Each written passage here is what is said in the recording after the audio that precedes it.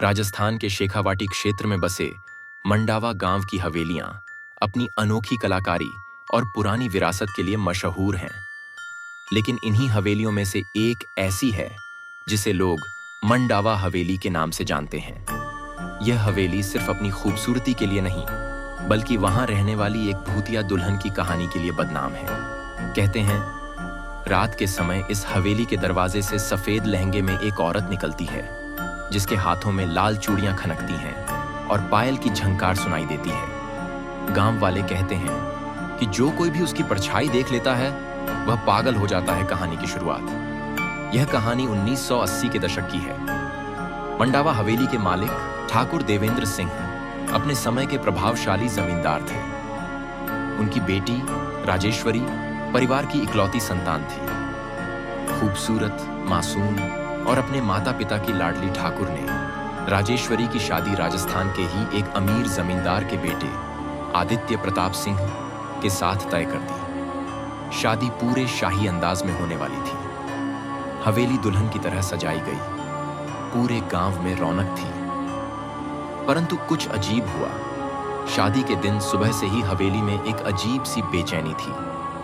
कहते हैं, राजेश्वरी को बार बार लगता कि कोई उसकी खिड़की के बाहर खड़ा होकर उसे देख रहा है। जब भी वह पलटकर देखती, वहां कुछ नहीं होता। शाम होते होते राजेश्वरी का चेहरा उतरा हुआ था। मां ने जब उससे पूछा तो उसने कहा, मां, मुझे ऐसा लग रहा है कि यह शादी नहीं होनी चाहिए, कुछ गलत होगा। लेकिन यह तो सिर्फ उसकी घबराहट मानी गई। आखिरकार शादी शुरू हुई, वह रात जिसने सब कुछ बदल दिया। आधी रात को मंडावा हवेली की रौनक मातम में बदल गई।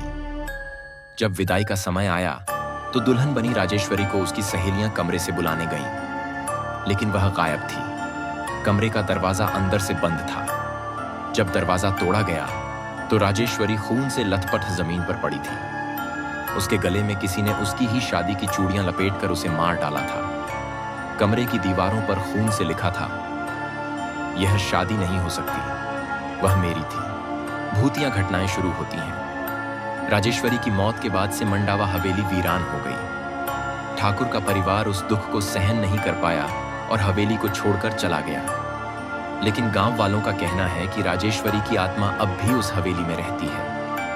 रात के समय हवेली से संगीत और महिलाओं की हंसी की आवाजें आती हैं। लोग कहते हैं कि सफेद लहंगे में एक दुल्हन हवेली के आंगन में घूमती हुई दिखती है। एक बार गांव का एक नौजवान रमेश अपने दोस्तों के साथ हवेली में गया। उन्होंने हिम्मत दिखाने के लिए रात को वहां रुकने का फैसला किया। आधी रात को रमेश ने एक महिला को देखा जो सफेद लहंगे में खिड़की के पास खड़ी थी। उसने पूछा, तुम कौन हो? महिला ने पलटकर उसकी ओर देखा। उसके चेहरे पर कोई आंख, नाक या मुंह नहीं था। रमेश की चीख पूरे गांव ने सुनी। अगले दिन वह गांव के बाहर एक कुएं के पास बेहोश मिला। उसकी मानसिक स्थिति कभी ठीक नहीं हुई। सच्चाई का खुलासा, गांव के बुजुर्ग कहते हैं कि राजेश्वरी को मारने वाला कोई और नहीं, बल्कि ठाकुर देवेंद्र सिंह का एक पुराना नौकर था। उसे राजेश्वरी से एक तरफा प्रेम हो गया था। जब उसकी शादी तय हुई तो उसने इस गुस्से में उसकी हत्या कर दी। लेकिन मरने के बाद भी राजेश्वरी की आत्मा शांत नहीं हो पाई।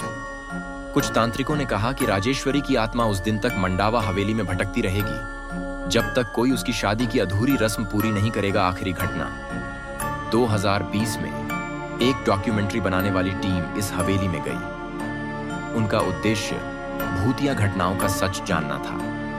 टीम ने रात भर वहां रुकने का प्लान किया।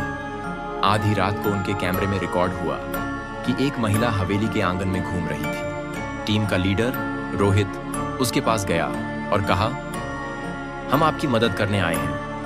महिला ने उसकी ओर देखा और कहा, मेरी शादी अधूरी है, मेरी विदाई करो। अगले दिन गांव वालों ने हवेली में एक छोटी सी शादी की रस्म निभाई। जैसे ही रस्म पूरी हुई, हवेली से हर तरह की आवाजें आनी बंद हो गईं। निष्कर्ष, आज भी मंडावा हवेली खड़ी है।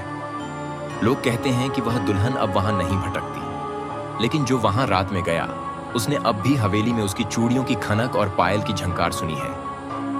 अंतिम संदेश, यह कहानी सिर्फ एक चेतावनी है। ऐसी जगहों पर जाने से पहले हमेशा सोचें, क्या हम वाकई उन आत्माओं को परेशान करना चाहते हैं जो शांति की तलाश में हैं